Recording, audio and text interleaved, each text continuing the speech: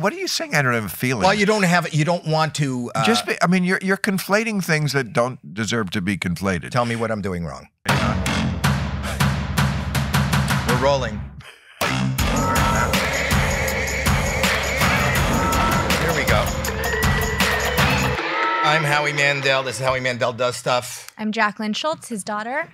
And the lovely, handsome Bill Maher is in the room. Boy. Here we go. You see the difference? I did Bill Maher's. I did Bill's, which I had a great time. And I got a lot of positive feedback. Movie that might closer to you. Club Random, which is I watched actually...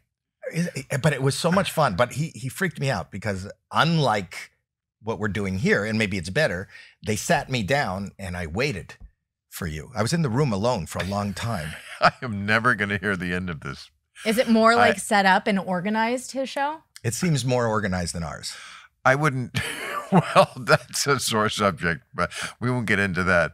I would like it to be organized, but organized in a way, of course, that serves the purpose of me being very high. Are you high today? No, of course not. It's 2 PM. Do you have I have some restrictions in my life. What time did we record? We recorded at like 6. So what time is high time? What's your happy hour? What's your definition of happy hour? Well, I mean, I'm a situational smoker. In other words, what does that mean? I'm going to tell you. You know, marijuana, I know it sounds contradictory. I've been smoking for over 40 years and I'm not addicted. I know that sounds ridiculous, but I know what an addiction is because I was a smoker. An addiction is something that calls you to do it. It's not asking. It's telling you, I need a cigarette right now and I want one and you will do it. I've never had that with marijuana. I don't know if people do. I certainly don't. I did. With marijuana? Yeah. Oh, yes, you told me that when you smoke, you need to get into a state of like almost unconsciousness. You really smoke. I just don't know when to stop. But not only that, I think about it all day long so that I can get high again. Like it calls me. That doesn't call me. I never think about it. I do pot when I do pot. I sound like my mom. Don't do pot when I need to be high for something. What do you need to be high for? Well, you need it to be high to talk to me? I don't need, but I enjoy. I do it for the things that work better on it, and I enjoy more. And those are all the things that are the most important things in my life. Are you high on HBO? No, but I am for stand-up, and I am for sex, and I am for like if I really want to just sit down and shoot the shit with a good friend and have a great conversation. I love to be high. I mean, high is great. There's a reason why it's called high. You know what bothers me? What? That you do the same thing to prepare to talk to me as you do to prepare to fuck somebody. I wouldn't call it preparing. I would say it enhancing. But I don't want you to feel, going into a conversation with me the way you feel about getting laid. I don't. Okay, good. Trust me, I don't. Although I feel like the love that we shared that day was very special. It really was. And in a way, much more special than certainly some of the sex I've had in my life, because we had never really sat down and talked like that. I mean, I learned so much about you. By the way, I get a transcript of every Club Random, and I read it. You read it? Yeah, I know it's odd. We all have our oddnesses. Let's not even go there. Because I'll beat you. After you talk to somebody for an hour and a half, because then you want to read it? Because you were so high you don't remember what we said? Correct. And also because I have a real mental block about watching myself. I don't watch myself either. Right. So I really wouldn't remember, and I want to have a record of it. I wanted to remember it. And you said so many interesting things. So I read it over the other day. It's quite fascinating. I mean, just your description of your situation and how it came about, and the sand fly that got in your dick or whatever it was. Right. I mean, that was just. It got in your dick. No, it didn't get in his dick. Well, it got everywhere. This is my daughter. I know. Yeah, you shouldn't talk about the sand I've fly. heard that story. Okay. And I don't remember the part about the dick. Maybe I embellished that. I don't tell you my dick story. But it got in you, and it was all over. And then the doctors were stupid about how they dealt with it, which is a common story, I think, in medicine. But the whole thing was just riveting. But let me tell you, so I find you riveting. And listen, and if people want to know your political opinions and your news opinions, they can do that. I don't know a lot about you. Right. You and I came up at the same time. We're virtually the same age. Probably 2 months apart. That came out in the at Club Random. That I didn't know that about you. You're 2 months old, or maybe I'm 2 months older than you. November 29th. Oh no, you're 2 months older than me. Yeah. Right. I knew it. And but your philosophy, your life is very, very, very different than mine. Of course. What do you mean, of course? How were you raised? Were you raised, what was the... No, I mean, you know, you're married, you have kids, that kind of... But we come from the time when that was just what you do, even if it didn't work out. So you were raised, were your parents, did they stay married? Of course, yes. 41 years. Met in World War II and... stayed married.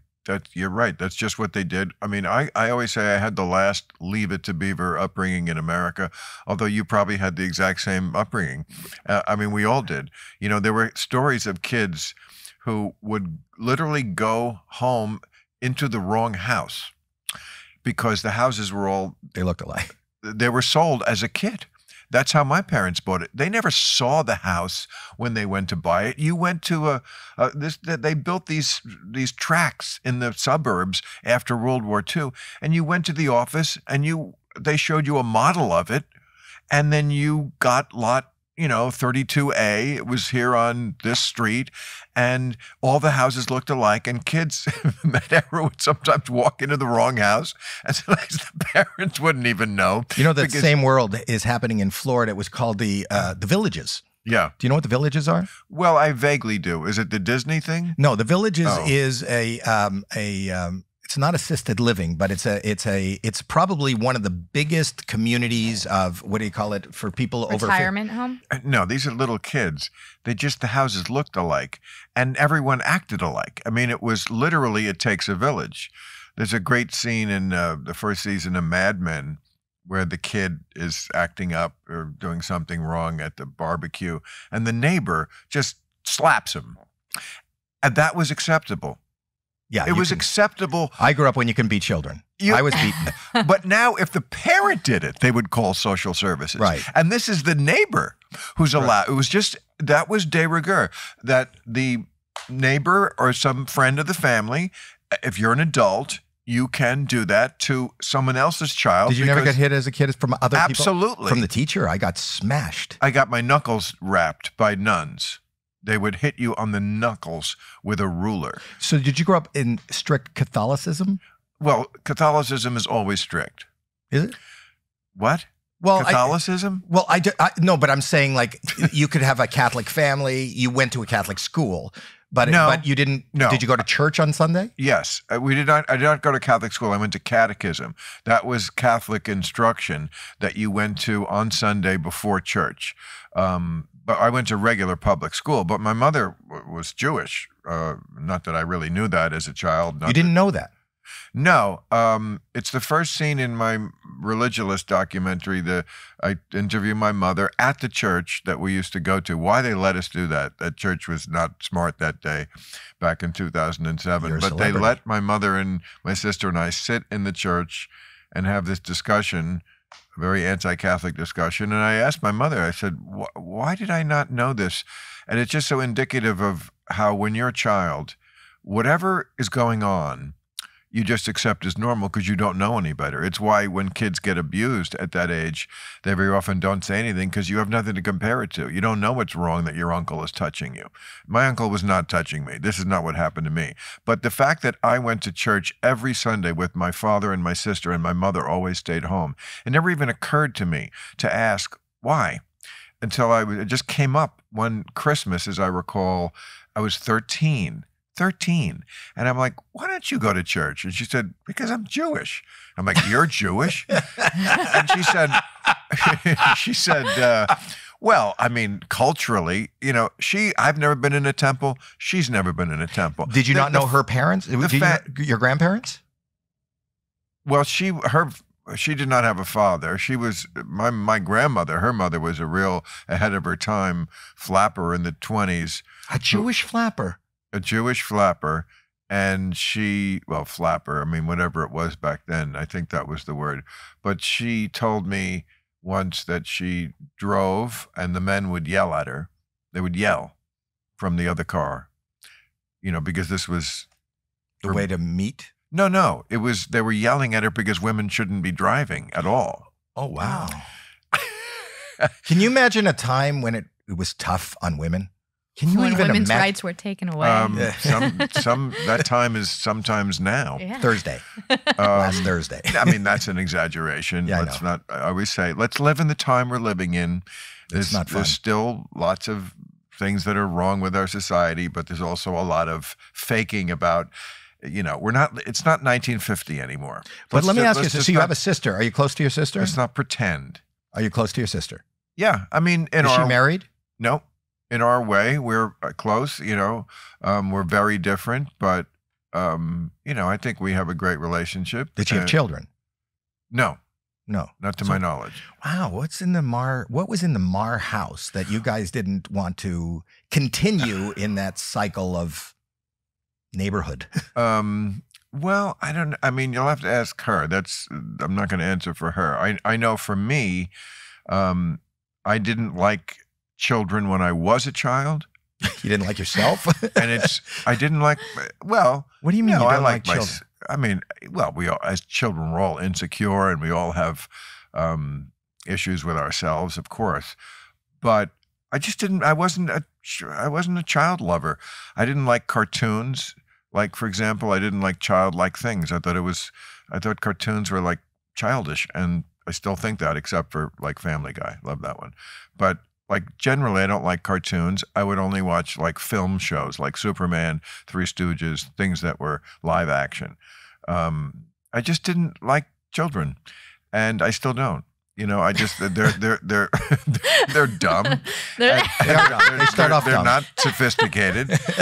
They're disgusting when they're really young. I mean, Right. It's just snot and puke and shit, and it's just. But really old people are like that again. Well, it depends on how you treat yourself. That can happen, yes. And if it gets to that point, I hope someone just takes me out because, I don't want to like wake up in a pool of my own gross. But so to that end, some people would. Do you have a girlfriend right now? Well, let's not get into that. Okay, you don't have to. let's. You keep that separate. That's a separate thing. Well, I'm just. But as somebody who's been married for 42 years, and Right. a big part of it, and I love my wife, and she's listening to this right now, and I love being married, but even more importantly, I'm the kind of guy that even when I was in school, didn't want to sit down and eat my lunch if nobody was there. I couldn't sit down and eat alone. And maybe it's just my own personal insecurity, but I think a lot of people like to have somebody. Do you get lonely? Isn't that an interesting contradiction in you, though? Because you have the thing about not touching, and yet you want people around. I was reading the transcript of our conversation, and it was a wonderful moment where you were talking about how the first time you were on stage, Right. and you felt the love from the crowd. Right. And I was like, that makes so much sense because it was a way for you to be loved without having to touch. Right. Laughter, you don't have to, laughter doesn't physically touch you. It just touches your heart, That's Right. beautiful. So it really, that's what we said Be at a the time. teacher, yeah. I mean, you said it, you said that's deep, and it is kind of deep. No, but it is. And it's very true. But you have made a choice, and whether, and I don't have to get into the details of what you're doing now, but we were talking about the health. No, but what I'm saying is at some point, I just want to be with somebody, and I want somebody who cares about Right. me to be there to make these kind of decisions. Like when you are at the end, and regardless of how healthy we keep ourselves, there is an end. I find that to be such a dumb argument. I've heard it my whole life. Like, don't you want someone, like at the end to feed you the soup? I'm like, really? I'm going to live my whole life with a shitty sex life and bored and the kind of shit that people go through in bad marriages. I'm not saying yours. I'm sure yours is fantastic, but that wouldn't work for me. Just so that when I'm 90, I can have someone to hand me the soup, and I don't even want someone to do that. When I'm sick, I want to be alone. That's when I most want to be alone. I don't want anybody around. Just what I like to do is when I see someone, I like to be at my best. You know, when I'm not at my best, and not at my best can just be like when I get up in the morning, I feel fine. I don't feel grouchy at all. I just don't want to talk to anybody in the morning. So that's not at my best. It's kind of like with the pot. You know, I want to just do something, not because it's calling to me, because I choose. I choose to do this at this moment with this person on this drug, whatever it is, be at my best. And then when I'm in a more passive way, reading, just watching TV, whatever, I can do that alone. You know, these people who have to like watch TV with somebody. I don't want to watch TV with somebody. Sometimes, sure, I do it all the time, but it's not necessary. And when I watch TV at night, very often, like I get bored with, unless something is absolutely compelling, I'll watch 15 minutes and then I'll go to something else and watch 15 minutes of that. Then I'll watch 15 minutes of something else. It's hard to do that with somebody else in the room. This is such a foreign concept to you, Dad, huh? Because I know, living with you, that he can't be alone in a room for more than like 10 minutes. He has to go do something with someone else, call someone else. Oh. Somebody has to be there, even if they're not talking to me. Listen, I've known more than one guy, like around my age, because I've certainly lived through enough divorces with my friends. A number of them have wound up in my guest house for a while.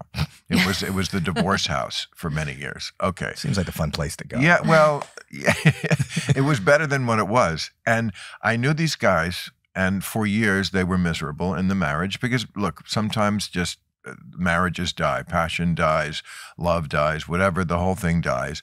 And then you're just dragging around this carcass of love. And it's very sad. But, you know, it's hard to break apart because the roots are deep and kids and money, all these things, just inertia. And finally, they can't stand it one more day of living without passion and without this and without love and touching and somebody liking them and laughing at their joke, or just anything. And they finally get away and they make the break, and it's very painful. And then they marry like the first woman they meet who gives them a hand job, you know. And I'm like, Jesus, you just got out of prison and now you're breaking back in. And they'll say, yeah, I just can't wake up alone. Yeah, I get that.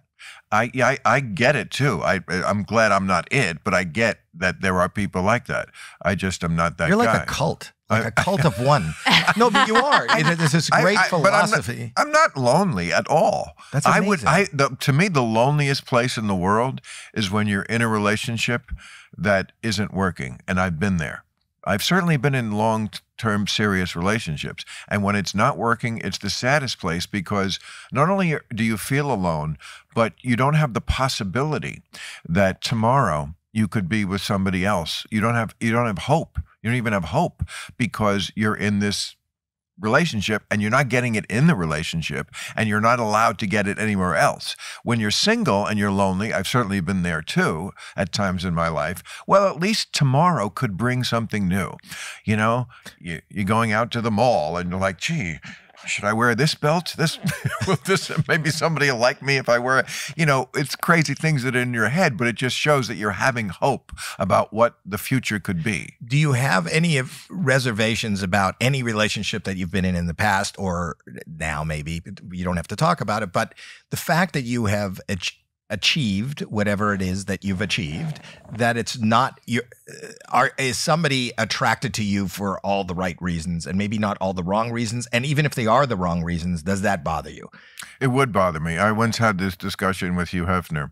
One of the 5-minute discussion. I had many 5-minute discussions with Hugh Hefner. You loved Hugh Hefner. Well, I did. I mean, he was a very sweet guy, and I certainly drank a ton of his free liquor. I did your show at his house. You once. That's right. We did Politically Incorrect at the Playboy Mansion. Yeah, I know. And I've never seen you more in heaven. That was 25 years ago. Yeah. Oh my God. Yeah. Well, anyway, I mean, I remember him once saying, and I think he said it publicly too, that he didn't much care why somebody liked him. And I said, well, that's how we're different. I do care. I care very much why someone likes me. Someone can't like me. Now, if someone likes me because I have money, I would always say to them, there's richer guys. If that's what you're after, you could do better. I mean, I'm well off, but there's just tons of richer guys. Go for the real deal there, you know. But they don't need the richest. They just need more than they have. Well, I mean, look, as a friend of mine once said, if you're cheap, you shouldn't be out. And that was a woman who said that. I love that line. If you're cheap, you shouldn't be out. I'm not cheap at all. I like being generous to all my friends. It had nothing to do with sex or not. And especially with people who are, less well off than I am. And, if you are dating women who are much younger than you, they're unlikely they're going to be as well off as I am. So, of course, I'll be happy to be generous, but that cannot be the reason why they're with me. What about famous? What about the fact that you're just famous? You'd be surprised at how unfamous I am to people under 30. Oh, so you're going out with 20-year-olds. I got it out of him. But I used to be fascinated by the fact of, did you know Rodney? Did you know? Of course. I know, but did you know him? Like, I used to go sometimes backstage, and he'd be sitting there in the robe with his dick hanging out, and there used to be a young person hanging off the end of that. Hanging off the end of it? Well, just being there for it. And Rodney? I don't remember that about Rodney. I remember him complaining about women. I remember him once saying to me in the bar at Catch a Rising Star, how come every time I meet a cute girl with a nice ass, she's a fucking idiot?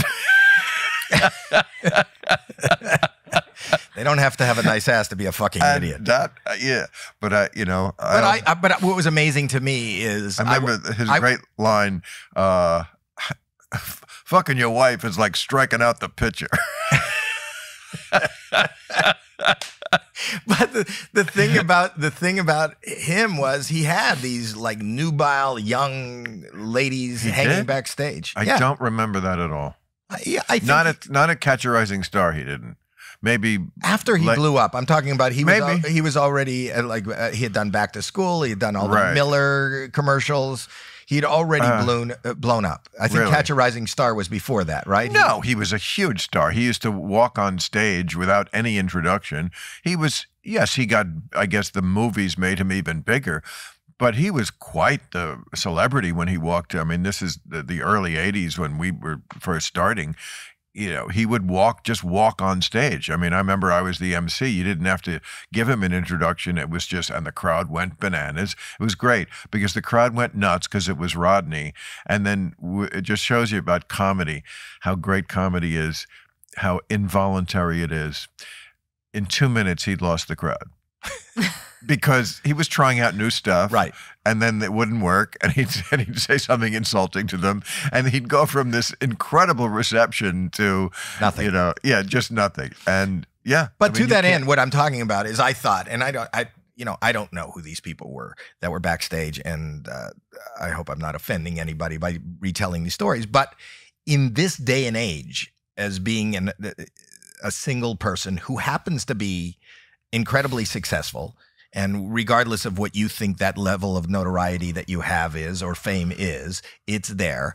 I just think it's really hard to kind of plot your way through that world. Regardless, it is moneyless and everything is hard. But it's harder when you're a target, is what I'm saying. Well, and it must be harder to find someone who's looking for a partnership and you like your alone time. Like you don't want to talk. You said you'd be surprised at how many younger generation women feel exactly the same way.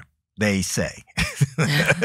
Until they get to, they change. I mean, I feel like I am an expert to a degree on women in their 20s. And trust me, the difference between 21, 25, and 30 is enormous. Those are very different stages. Men mature and grow and evolve much slower than women. Women, it all takes place in that 1 decade. When they're 20, they're in that experimental phase usually. That's college, and they're kind of wild. And I mean, you really want to stay away from that. I mean, that would be too young even for me. Even for you? Oh, yes. Unless they're incredibly mature. But by the time they're 25, I think most women are very different. They're over that, wild phase. And by the time they're 30, they may have a biological clock ticking. And then it may That's got to be scary. Or not. I mean, it's not like it was even when I was first talking about this subject in the 90s on Politically Incorrect. I remember I was sort of a tribune for the single person, because even in the 90s, it was still sort of considered weird if you weren't somehow angling to be a parent, somehow if you didn't want children, or if you wanted to stay single. I remember doing once a sketch. You don't think it's weird now? You don't think you're a... No, now it's not. It's not weird. It's not. My brother, Alex, actually just brought up the other day how the birth rate is lower than the death rate now, correct? So there's a lot more people that are not having, right? Yeah. So there's a lot more people nowadays that are not having right. kids. Look what you started. There's no There's no stigma. I remember once we did a sketch.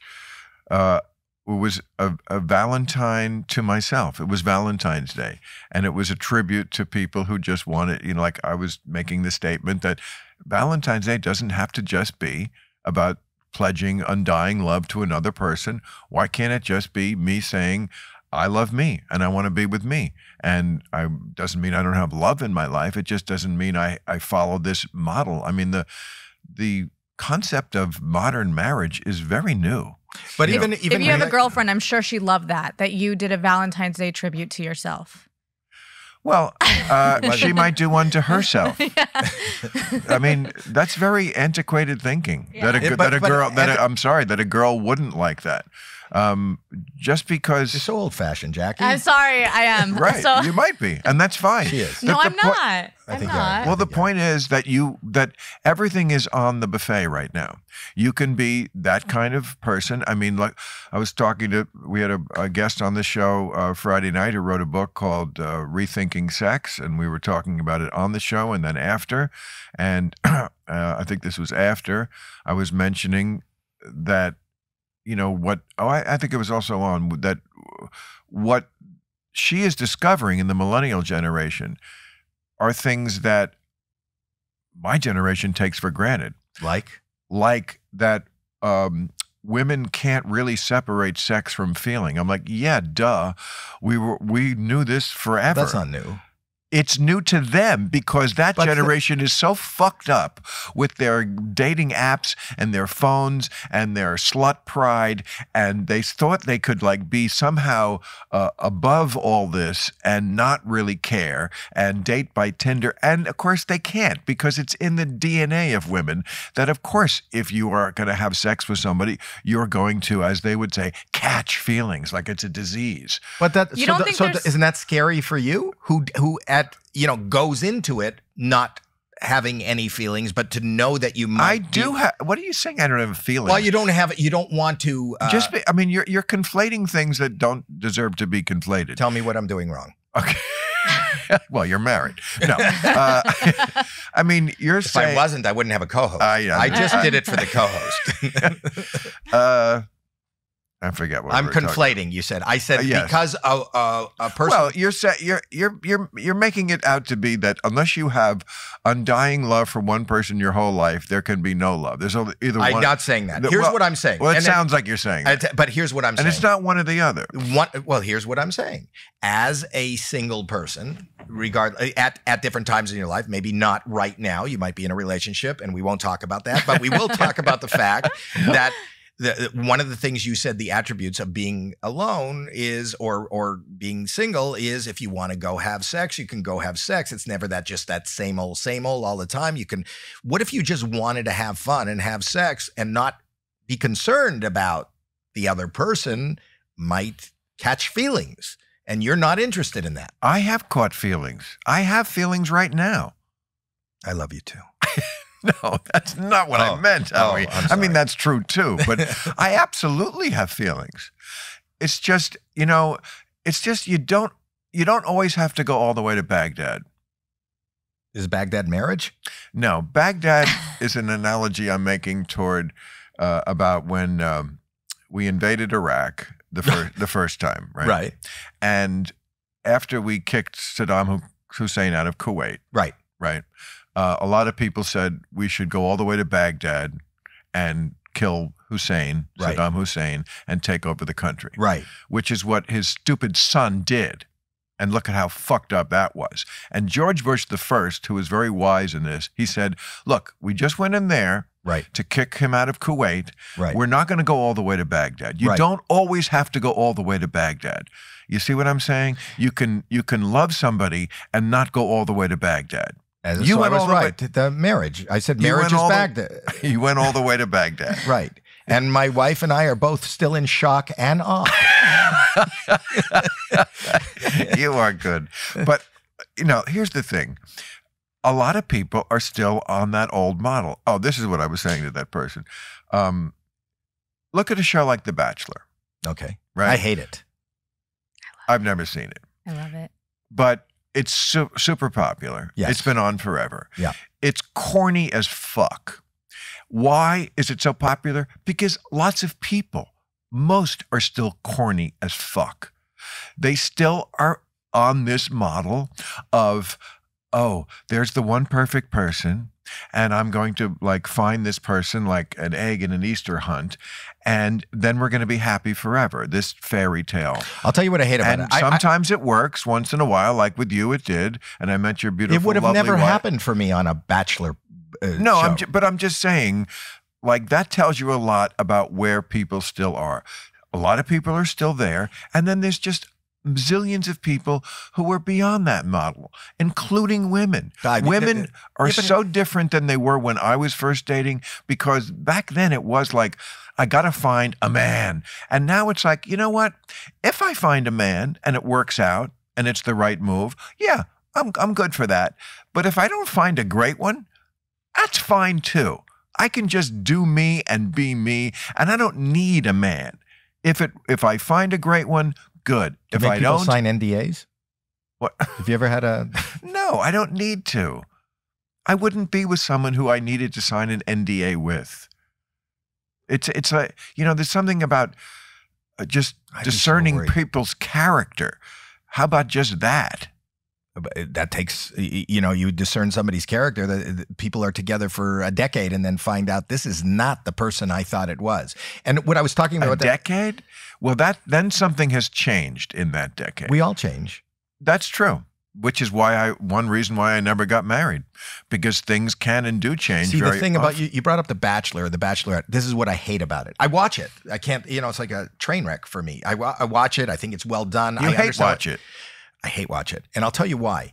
It doesn't make, and I laugh at it. And I think a lot of people take it seriously, but I find because there's a bachelor or a bachelorette, there are, how many people started? Like 25 people vying for this one person that you don't fucking know.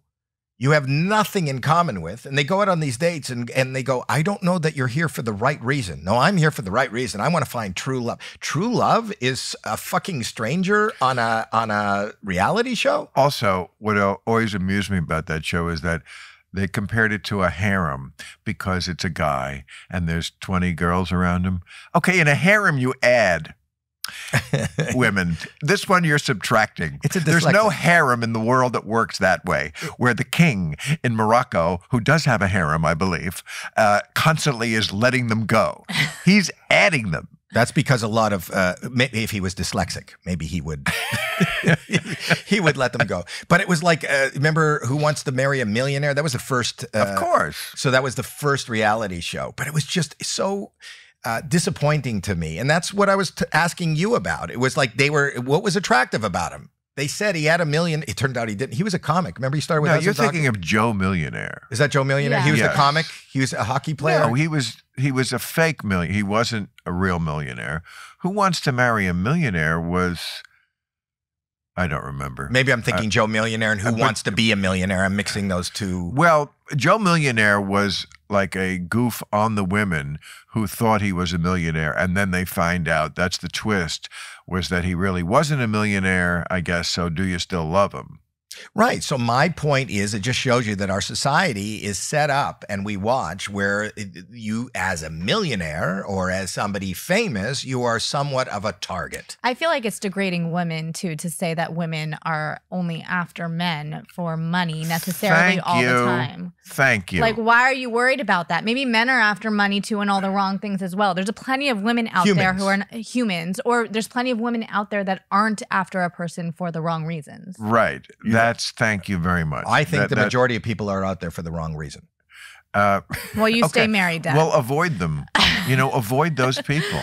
You think at this point in my life, I can't smell that a mile away? I don't know. I don't know how out there you are. I can smell it a mile away. You think? I know. I don't know. I don't have a retort. No, because I'm me and I'm living my life, and it's like I always say to people But you've had and not in the past you've had relationships kick you in the ass a little bit. Of course, who hasn't? Right. So you obviously you weren't. Meaning what? Everyone has that, though. You don't Right. have to be you guys to have relationships kick you in the ass. Right. But you didn't read somebody the right way. You didn't know how that would turn out. I mean, there's nothing in my life that ever caused me more pain than my first breakup to this day. And I was 17 years old. Really? Yeah. Where is she now? I don't know. I'd be very curious, but I don't know. What's her name? Let's Look her up. let's Google her. No, I mean, I've thought of that, but I mean, she's probably a grandmother now. But yeah, But she might be single. To this, well, I think that bus has sailed. But really, to this day, because the first time you're dumped is so devastating because you don't see it coming and you don't know you'll outlive it, the pain of it. I mean, there was at least a full year after that when I was just miserable 24/7. And nothing like that has quite ever happened again. I've had misery in my life and pain in a lot of different ways, as we all have, but nothing quite like that. So Really? yes, I Do do you think know, that scarred you? Do you think that's maybe. that kind of? I think I do remember thinking after that, okay, there's two ways to happiness in life: relationships or work. Maybe you should put your eggs in the basket of the one you can control. And not that I haven't had love and have it now. I don't think you can live without love. I wouldn't want to. I have. It's not a good way to live, and you're just not happy. But as far as like what I can count on, I mean, you can count on yourself, or at least I can. Do you, let's move on from relationships just to your relationship with the world. In this, we always talk about, cancel culture and comedy. And Yeah. you live in a world, I think your milieu is being honest and authentic. And we are so fucking polarized that, it's gotten somewhat dangerous, I think. Yeah. And do you not concern yourself at all with your, even your personal safety, or when you go out and somebody sees you and they don't have the same opinion as you politically? Well, the thing is, I've lived with this for a very long time. Before anybody else. Right. Everybody else is just coming upon it now. Right. But I've had this. I mean, I've had the FBI in my dressing room on a number of occasions. Are you serious? Yeah, just to warn me about ISIS or the Ku Klux Klan or, whoever. Just ISIS. I was talking about Dave from Pacoima. And now it's Dave from Pacoima also. But I mean, I've had this. I mean, I've had all manner of that, and I can't do what I do and be who I am and ever really think about that. If that day happens, I hope it's like The Sopranos, the end of The Sopranos, where it just goes to black. And I don't know it, and that's probably how it'll happen. But I just don't deal with it. I mean, I just don't think of it. I don't let it affect me. I can't let it get. I can't give it 1 inch, because if I give it 1 inch, it'll never stop. You were probably the first canceled comedian, as far as politically incorrect, right? And by the right. Now it's by the left who does most of the canceling, but yes, that was 2001, I remember and that. that was by the right. I mean, and it's funny. It's the methodology has not changed. It's interesting when someone gets canceled. It always reminds me of that period in my life, because at the moment it happened, nothing. Nobody cared that day. Was it devastating to you? Well, it was difficult for a while, but if I could just finish that thought, that at the moment it happened. In the studio, no one cared. No one made any ooh, ah. It was just like, we're having an interesting discussion, an adult discussion, a real discussion. The president had said, the way we beat the terrorists is go back to being exactly who we were. Don't let them change you. So I'm doing a show called Politically Incorrect. We went back to that discussion. I was just agreeing with what another panelist had said. on that show, a conservative, by the way, now a crazy conservative. And it was the fact that someone in the days after could take that and gin up the mob. Because again, if somebody hadn't... Social media wasn't even big. But you could do chain emails, and talk radio was big, and morning disc jockeys were big, and the people who hated me for a number of other things, mostly probably about religion and so forth. But it really started with somebody, I think it was in Houston, some disc jockey who hated me, and let's get this guy. Can you believe he said this? And then you get more people, and you get just a lot of people going, okay, yeah, sure, I'm mad. Yeah, I wasn't thinking about being mad, but now that you mention it, I'm very mad. And I've seen this play out over and over with other people in other scandals. And I'm like, oh, I know that very well. But also you were on an ad-supported network with ABC. Well, of course, that's just how you do it. But the psychology of getting people upset when they weren't really to begin with, it's so interesting. And it's so gross because it's not real. It's so deceptive. But so you were canceled. And well, we did the show for another 9 months. Almost my favorite time of Politically Incorrect, because it was kind of a more serious time in America because it was right after the attacks, and we kind of knew we were going to go away. So we just had a lot more substantive guests. I mean, it wasn't the, Howie met. Oh, no. That's me. That's I'm so sorry. Me. Jesus. I meant to say Carrot Top. Yeah. But that we were canceled, and then it was only 6 months before I was back on HBO. So for the people who wanted to slay me, they did a terrible job because I wound up in a better place. Yeah, but it's just scary. Go ahead. It is scary.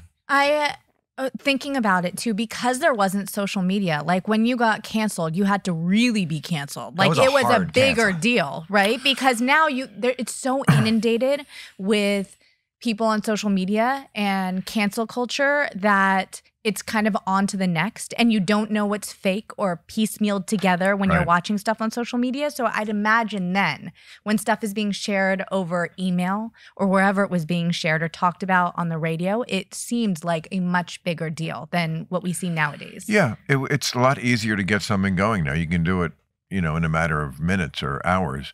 It did take a little more work. Like everything did back then. But do you get more vitriol now? Like even though you're not being canceled, are you getting more? I have no idea. I never read it. I don't care. You don't look at comments or anything? Absolutely not. Are you on social media? Yeah. Yeah. I tweeted last weekend. I don't. Yeah. I do it sometimes. If I wait for a moment that matters. Last weekend, Trump was going after me at his rallies. He got a big bug up his ass about something I said on my show a week ago about DeSantis being a better president. And so he started, and I lived through this like when he was president. He had an 8-month period where it was he's like a comic. You had the bet. He does a chunk in his act. Right. He had a chunk about me. He sees that it works. So just like us as comics, the chunk works. We're going to keep it in. Right. So for months and months, it was just about this maniac says, I'm not going to leave if I lose. Well, who turned out to be right about that? Okay. So he had a big chunk about that. And so then he started one last Saturday about, yes, I said DeSantis would be better because he's not completely crazy. And then he called me a radical left-wing maniac, which is not true. And he said, Fox, I said, he's always laughing at Fox News. Okay, true, I am doing that. And then he said, and Fox News kisses my ass, which isn't pretty.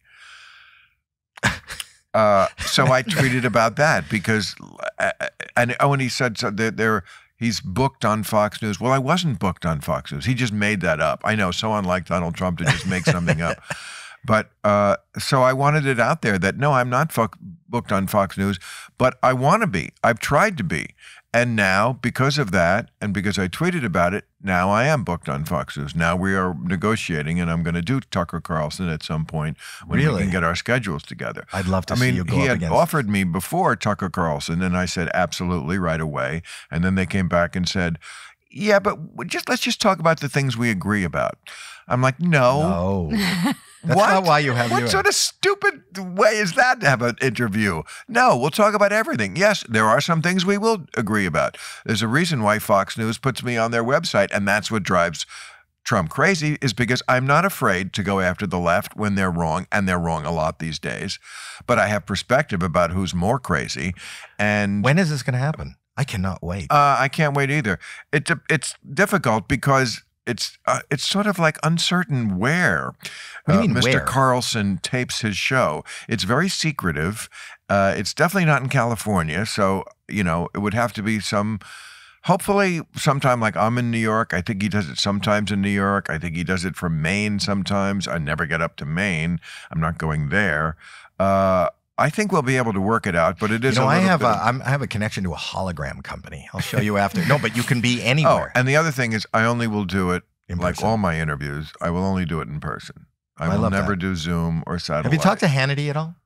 I used to do his show, and no more. I would do it again. I would love to do Fox News, and I encourage all Democrats to do Fox News. You have to go where the people are watching. And by the way, here's something I sound like Trump again. Most people don't know this. They don't know this, but it's true. They really don't know this. More Democrats watch Fox News than watch MSNBC.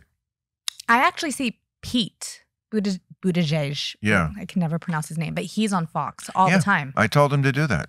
You told him to do that? I told all the Democrats when they came on my show to do that, to do Fox News. And some of them laughed at me, and some of them humored me, and some of them said, you're right. I'm not saying Pete wouldn't have done it without me prodding him, but I did for those years that Trump was in office, and I would still do it, tell these Democrats, you have to go outside of your bubble, outside of the people's votes who you already have. Otherwise, it's an echo chamber. And it is an echo chamber. Yeah. Wow. I mean, I can't stand any cable news on either side because it's what my friend calls, let me guess politics. Name any subject, let me guess where you're going to come out on this. And it's only reporting not the truth, but the narrative. The narrative. It's the narrative that you already believe. Now, I'm not saying there isn't truth in it. You're just leaving out the part that you don't believe. See, that's the thing about Fox News when they put me on their website. They'll watch a episode of Real Time, and then they'll only report on the 10 minutes that is the part that agrees with what their narrative is. They'll leave out the 50 minutes where I went after the conservatives and maybe made fun of them particularly, and they'll just put the part where I'm going after some of the craziness of the left. But there is so much craziness on the left. There's just craziness everywhere. Yes, there is. In our world. But there didn't used to be this much, not nearly on the left. Nobody was talking about abolishing the police or getting rid of penises or whatever the fuck they're doing these days. Right. 5 years ago. Things changed a lot in the last 5 years. What changed it? What do you think it was that changed Gen Z. You have a problem with Gen Z. Well, I have a problem with bad ideas. I don't have a problem with But there's always been bad ideas. Or just differing ideas.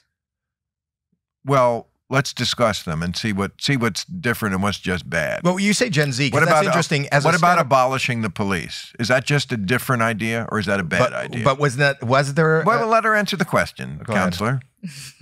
Is that a different idea, or is that a bad idea? I think it was misunderstood. Misunderstood? Defunding the police, you're talking about, right? A third of people under 30 want to abolish the police. I don't think that defunding the police was abolishing the police, and I think it was misunderstood. They're two different things.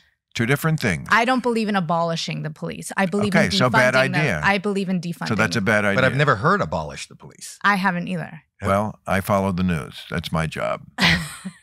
There was abolish the police? Of course. And I'm saying a third of people under 30 for abolishing the police. Do you not think that it was misunderstood? The defunding the police was misunderstood or misinterpreted? Well, I think it was a terrible phrasing of it. I agree. if you were talking about reallocating funds, Yes. and a different kind of police training. I mean, I've said things about the police over the years nobody has ever said on television that they weren't very happy about. So it's not like the police doesn't need reform. I get that, but you do need police. We do. Of I course. agree. And most of them, I understand now why a lot of them are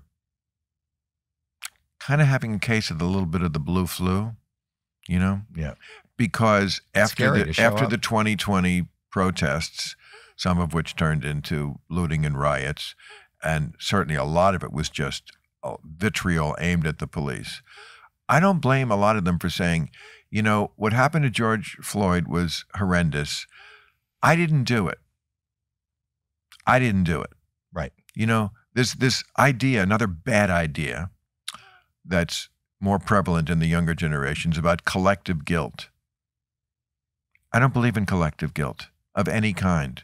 I'm an individual. I'll take responsibility for what I do or what I've done. I don't like the term privilege.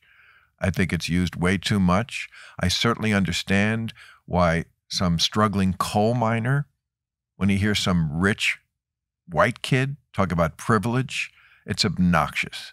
But we do, you will acknowledge the fact that you and I have white privilege. I will not. I will call it advantage. Have I had advantages for being white? I'm sure I have. Oh, that's semantics. What's the difference between privilege and advantage to you? Can I explain? Yeah. That's the question. Advantage means like when I was starting out in the early 80s when we were comics. Right. Could there have been a moment where I was up against a black comic to get a job at the Chuckle Hut in Cleveland, and the comedy owner said, okay, let's go with the white guy, Right. because we'll probably do a little more ticket sales on Saturday night. I mean, this is 1980 after all. Right. That could have happened. Absolutely. And that's not That would be- privilege? Well, it's an advantage. It's not a privilege to See, be.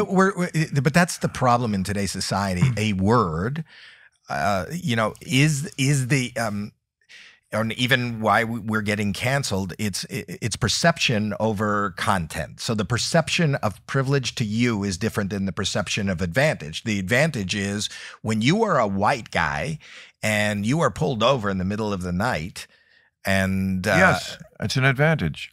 And I have the privilege of just not having to worry about being, my friends who are. Well, that's not true either. What? I mean, how many people do you think the police shoot a year? I don't know. See? So you're talking out of your ass. Well, tell me. 1,000. They shoot about 1,000 people a year. Okay. And How many of that are white people? tell me. So again, we're having this discussion, No, but but- you're so sure of yourself, you don't even know the stats. But why does that stat Because affect you're me? talking about how much you have to worry about. I'm Not saying, I have to worry. My friends who are black, who are Right. who are married and raising kids. Right. Here's what Absolutely. my personal experience. My personal experience when I took my kids out and they got their driver's license, right. I was worried about them driving safely, and Right. those are the discussions I had. Absolutely. Don't speed and don't take somebody. My black friends have to have an added discussion. I agree. That I've never had with my Absolutely. kids. If you get pulled over by the cop, make sure that your hands are there. Right. Don't reach for anything. Okay. So isn't that privilege? Okay. Again, let's not talk about. I like the word advantage better. There's something about privilege that just is. It bleeds into something that gets a little ridiculous. Advantage, I think, is a harsher thing. I think it's a realer thing. I think you guys are talking about the same thing, and you Kind don't of. want to use it because Yeah, we're of kind the of. connotation of it that's attached to it. Okay, but let's get back to the police. Okay. They Okay. shoot about 1,000 people a year, Mhm. right? Right. Now, in a country of 340 million people, a lot of whom are crazy and a lot of whom are armed, I don't know if that's like a ridiculous number. There are some people the police do have to shoot. What percentage are white? 3/4. More white. Wow. But since blacks are only 14% of the population, that's almost twice the percentage of what it would be. Right. Okay. So there's a problem. There's a problem. But police also have many more encounters with black people. So you have to figure in all these things. You also have to figure out the disadvantages that lead to Correct. more people of color living in poverty, living in Absolutely. these situations where Correct. they have worse schooling. There's all these systematic things that lead to that. That then lead to more. Points I was making when you were in the crib. I'm not that young. Okay. Okay. But I'm just saying I've been all over this territory forever. Right. You know, it's not like I'm. She taught in inner city. She's not like I'm. She's a teacher from Crenshaw. Yeah, of course. Obviously, there's a giant legacy of racism and the horrendous, sorry history of America with race. Yeah. And that goes into it. But when a policeman is out or woman is out doing their job, that doesn't really figure in. They're just dealing with what's going on right now. Well, listen, every time I see an officer anywhere, on any set, I thank them for their service. I believe, and I think they're incredibly brave. And I think, the one thing that we're missing in society, and whether it's to police officers or teachers or friends or people who have different political opinions and ideas, is we have lost respect. There is no more respect. You don't have to respect. If you're not like me and you don't think like me, then you're an idiot. Right. And back to the police for a second. I think even to this day, I think it is true that black folks do have to worry more about being stopped. And those are the stats on who gets shot by the police. Roughed up, in other words, put your hands on people, that kind of stuff. Right. That is way more done to people of color than white people. Okay. So, yes. So there is still advantage to being white. No doubt. I'll buy your word. I'll take away privilege and use advantage. No doubt about it. What I'm always trying to say is let's just, first of all, get the numbers right. Let's not just pull it out of our ass. I didn't pull any numbers out. No. I'm just saying, but people do. They just have a feeling about it. I mean, if you ask the average MSNBC listener, right, how many unarmed black people do you think the police kill a year? They'd probably say 50,000 or 10,000. But do they really have to have the fact? Like you've even said, now that you've given us the numbers, somebody with the knowledge. Well, you're saying if you do the calculus, where you think what percentage of these people based on the population, it is a problem. Yes. Whether I know the number or not, it is a problem. Yes, racism is still a problem in America. It's just a different problem and a lesser problem than it was 20 years ago, 10 years ago, certainly 50 years ago. I mean, we are moving in the right direction. And if you want to pretend that we're living in 1973, as a lot of people do, I can't go there with you. I always say, let's live in the year we're living in. I don't think two white guys sitting here should celebrate where we are on racism. And that's a bullshit talking point also, that two white people or three white people can't have a discussion about this, that I am not a sentient being. No, can I understand racism as well as a black person? Of course not. But I'm not without the ability to see what's going on in the world. And by the way, there's two ways you can not understand something in general. One, by being not close enough to it. Yes, I'm not as close to it as a black person. And the other way is by being too close to it. People who are too close to something sometimes are blind to it as well. I mean, Whoopi Goldberg said that she thought the Holocaust was not about race. Right. Now, I defended her. Right. Even though she had attacked me like 2 weeks earlier on something else. Because I said, you can't expect to have treated black people the way this country has, decade after decade, century after century, and then not have them have a completely different view on race. It's not one I agree with. I thought that was a ridiculous comment. The Holocaust wasn't about race. As a Jew, you must be somewhat offended by that. But it's like, I get why she's coming from that place, and she has every right to say it, and she should not. It was just a bad analogy. It wasn't an analogy. It was a statement. The Holocaust was not about race, but she has the right to feel that way, and I understand why she feels that way. But it would be an example of someone who maybe is too close to it, right, and so doesn't have what I think is a correct point of view on it. And then There's your lots of- network that lost politically incorrect shunned her for 2 weeks. There's lots of ways to, not have the right answer. Before we wrap up, what does it feel like? You were, I watched you as the comic. You got the sitcom that we were all going after. We all wanted to do. So you were the newsroom, right? What was the name of that? What? You did a sitcom where you were in a newsroom or a real estate business. The sitcom that you did. I did a sitcom where we were lawyers. I Sarah. thought it was a newsroom, Sarah. Yeah, with Gina Davis. Yeah. So you were going after sitcoms, and then you became this great voice for a generation that is not only informative and entertaining, but you are the hot point. And maybe for you, this is kind of blasé at this point, but when the president or when the news networks or when, whatever's happening in the news kind of targets you and talks about you and makes you, the hot point of whatever point they want to make. That's got to feel like I'm doing this podcast. I'll be lucky if, a few hundred people listen to this or even comment on it. And they'll probably comment on the fact that why is my daughter wearing a sweatshirt in summer?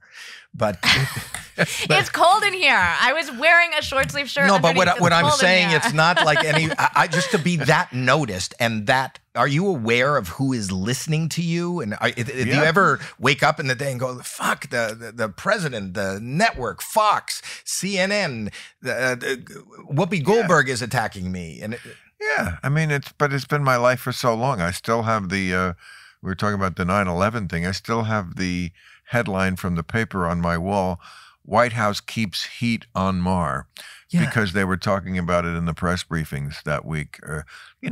I guess it just whatever goes on in your life just becomes your life, and you get used to it for good and bad. Sometimes bad. Because as a guy sitting here who knows you and knows the guy, I mean, for me, this is wow. It's wow. I'm always amazed when I walk in a room and somebody that I've seen on TV kind of knows who I am. To this day, really, still, I'm amazed. I just think that there's such when you and I came out here, I think we may have talked about this. Donnie, like I knew who Donnie Most was. Donnie Most was third tier on a sitcom. Right. People don't know. I think CSI is still doing really well on television. I don't know who the stars of that are. I've never seen it. Right. So, but I don't know, even when I didn't see things, I didn't watch Knots Landing or the Carringtons, but you knew who shot JR, but you knew who those stars were. Today, with so much noise out there, and whether it's the internet, whether it's gaming, whether it's, streaming and things we see on Netflix, the fact that somebody even knows who I am, I'm fascinated that they still know me through this noise. You are a world. You are this light, this lightning rod. Which I think is pretty pretty impressive. You had it right the first time. I'm light. I'm light. But I mean, I think what you're describing really is more a function of the fact that if you go all the way back to, say, Ed Sullivan days. Okay. There was 3 channels. Everybody watched Ed Sullivan on Sunday night. Right. And that's why it was a variety show that included lots of stuff for the kids, but also for mom and dad. Right. It would be the Beatles, followed by Topo Gigio, followed by like an opera singer. Nobody spins plates anymore. Nobody spins plates. They spin the news, but not the plates. That's where we began. Now we are on the opposite end of that spectrum, where there is no communal enjoyment of anything. Even in a car, the kids have a television screen in the back seat. They're not even watching the same thing as the parents in the car.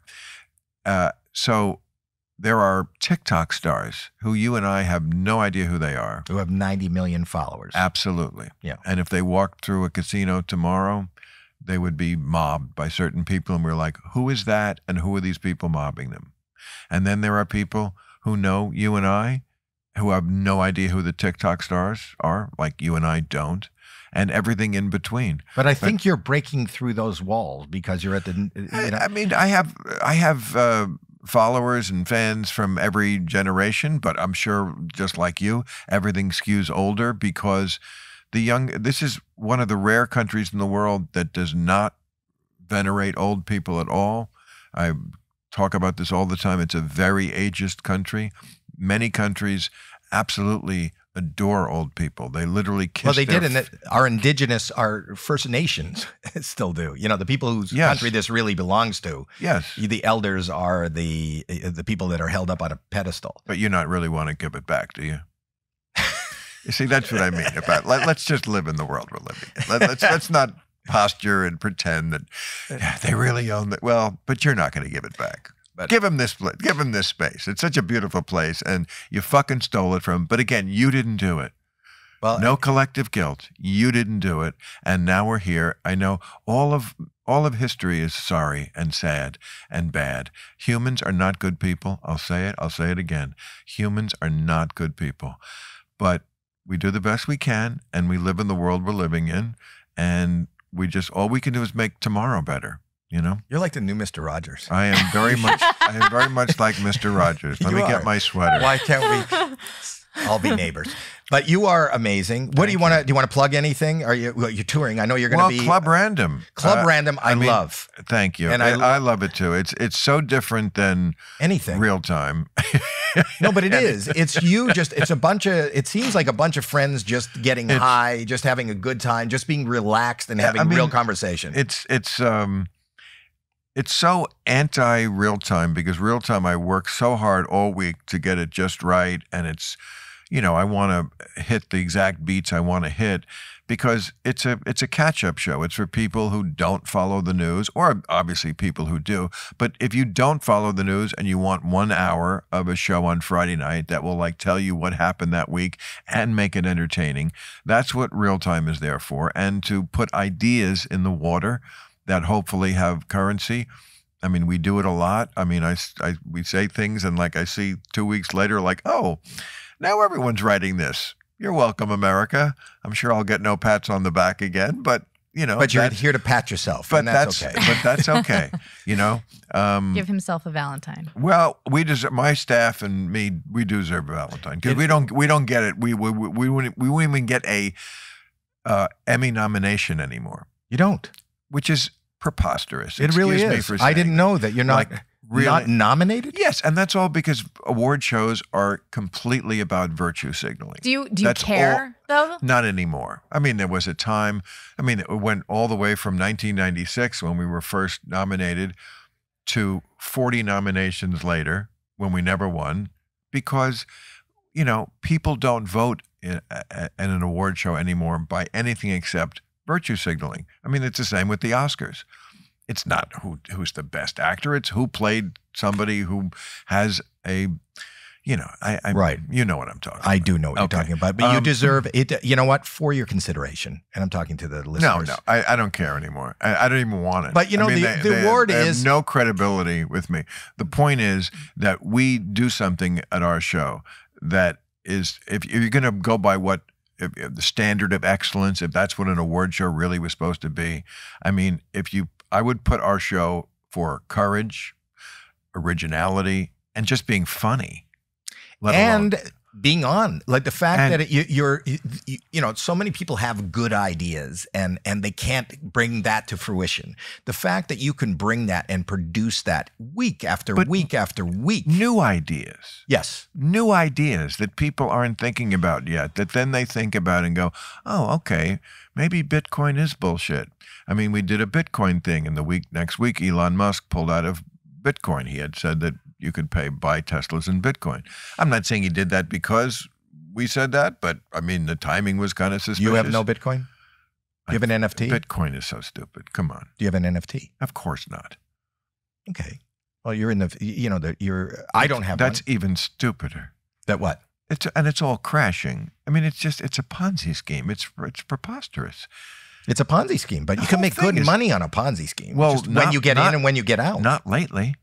Well, eventually it all goes down. Isn't the stock market? Isn't stock a Ponzi scheme? No, Because think it's it is. based on companies that actually have a product to sell. No, it's based on. I disagree with you. Well, because my dad used to be a stock salesman, and that was bricks and mortar, and you can go by the yearly sales and the books and the property that they owned. And now, ever since the Silicon Valley became whatever it became, you're investing in ideas, and the more people that invest in the idea, the more value that idea has. No. You're not investing in an idea. You are investing in the thought of how good this company is going to do in the future. That's true. Maybe. The stock market is not based on the valuation of the company in the present. Tesla was valued at a much higher level than was Ford, GM, or Toyota, I think were the biggest three at the time, when they were not selling nearly as many cars, but they could see where it's going. That's what the stock market is about, where it's going. But it is a real company with a real product. They make something and sell something. That is not the case with Bitcoin. Bitcoin was started, or cryptocurrency was started as a goof, really, by someone we don't know who it is, somebody who used the fake name.